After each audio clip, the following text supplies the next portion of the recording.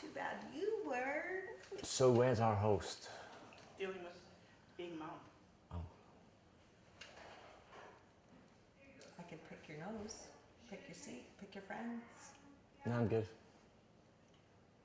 Hard pass on that one. Hard pass. That's a hard no. Get that up right away. I'm sweating. Something to be said for this place. It's interesting.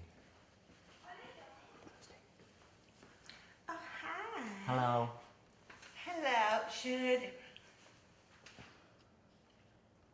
I can spin it around if you want. No, I just want to make sure bags and pumpkins Yeah. weren't in there. We get to see that, so Oh, so you get to see. yeah. Let's see. I don't. I can move the dinosaurs. Not even. No, they're fine. Looking at a nice little touch. Since we're dealing with cryptids. Oh, look at me directing. There you go.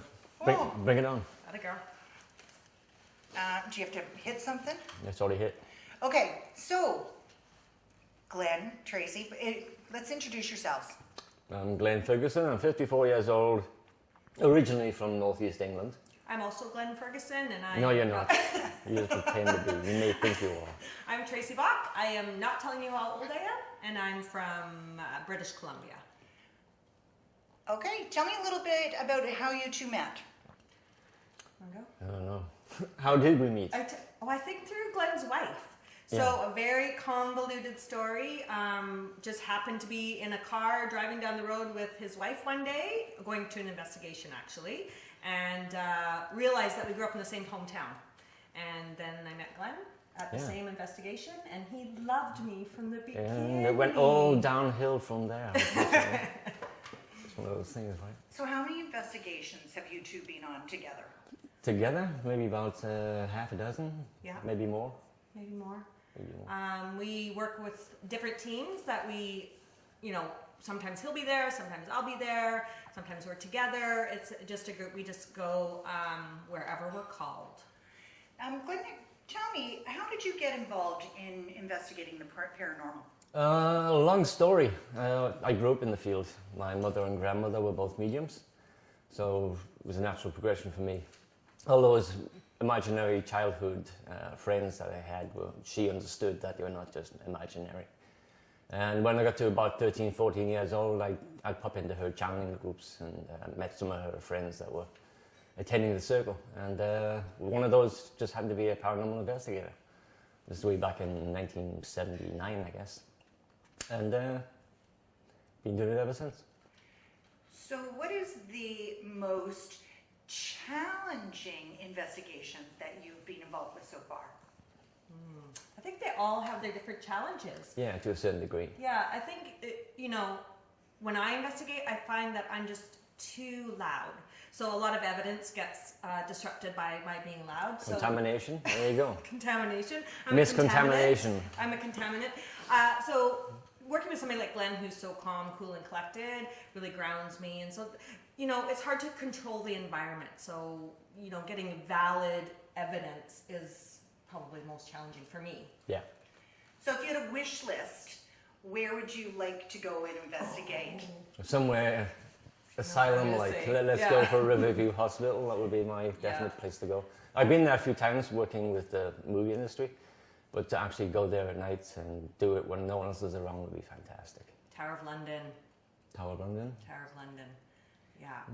Edinburgh Castle I've done already. Yeah. You'd probably enjoy that one. Yeah. The catacombs. Yeah, the catacombs. Down in under Paris. the earth somewhere, that's where the good stuff happens, I think. Stonehenge. Yeah. Do you ever get afraid?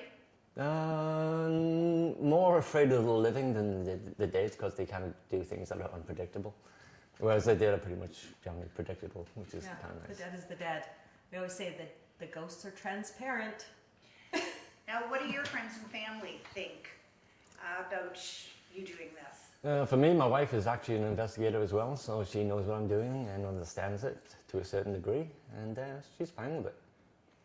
Yeah, my friends think it's super awesome, super cool. I'm the cool mom with my kids, or most of my kids, and my husband is curious, but not particularly interested in joining, but really supports the activity.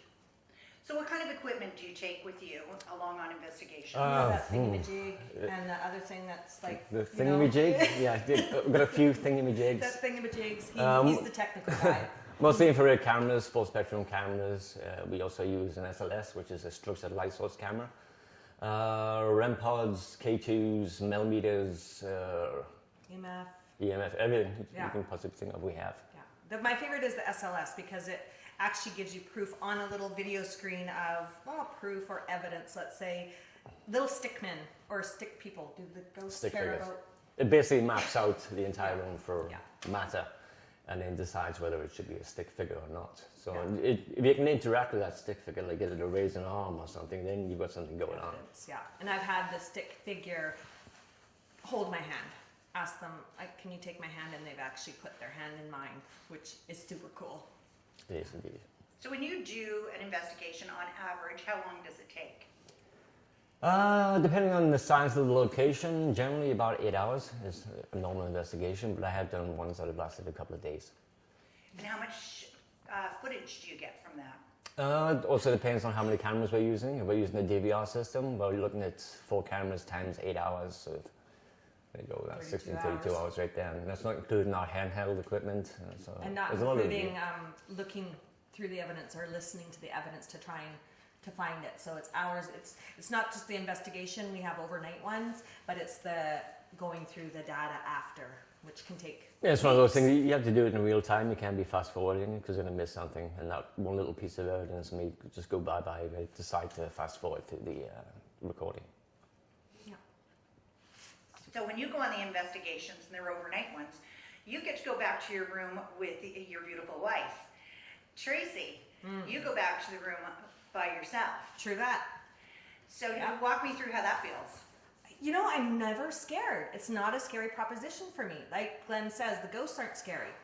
It's people that are scary. So when I go back, there's a little moment of like, oh, now I'm alone. But at the same time, it's that's when the activity starts. And so that's an exciting prospect. Usually if I go back to the room by myself, I'm not sleeping. I'm hearing things, you're hearing things. Last time actually, him and his wife were next door to me, and I swore. I got up and I'm like, why were you knocking on my door the whole night? And he's like, we weren't knocking, we were sleeping. And I'm like, okay. So I didn't sleep all night thinking he was playing a trick on me. You go and that's when you get out of bed and go check. Wow. Yeah. That's what we do, right? We do that kind of stuff. Do you ever play tricks on each other when you're doing an investigation? We have done. Not on purpose, but accidentally Yeah. played a trick Yeah. on each other, which is Yeah.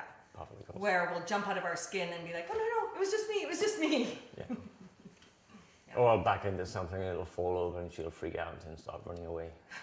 Now, when it comes to evidence, what is your most compelling evidence that you have found of anything supernatural? Mostly digital voice recordings is the go-to for Yeah, and evidence. we have some photographic evidence of, figures without legs or figures without Torso. top half or whatever. So just parts of figures that are in the background of a photograph, that's pretty compelling to me because you're seeing it with your visual eye. Yeah. Do you ever come across, moving articles, chairs moving across rooms? Yeah, in the last 4 decades for me, I've been bitten, I've been scratched, I've been pushed down a flight of stairs, had a door slammed in my face, a table thrown at me, and That explains it. that's, why picking on me? I'm such a nice guy. Such a nice guy. Yeah. No, I've seen lots of things move, and often in broad daylight, something will move across the table and fall off, and it's like, well, we know about gravity, so take gravity out of it. Why did it move at that exact moment? So those are kind of fun things, but we try and put a disproving nature on it. Okay, did a bus drive by that caused the table to shake, or we're trying to come up with mundane solutions, and most of the But time it we've just done isn't. some where we've actually started packing up our gear in the night and left it on the table, in the middle of the table, like nowhere near the edges, because there's camera gear, I don't want to lose that stuff to begin with. And the whole thing just flew off the table. Yeah. And I'm like, Yeah. because Usually when we're packing up, right? we're packing up, so don't have any Any cameras evidence? recording, Yeah. so it's like,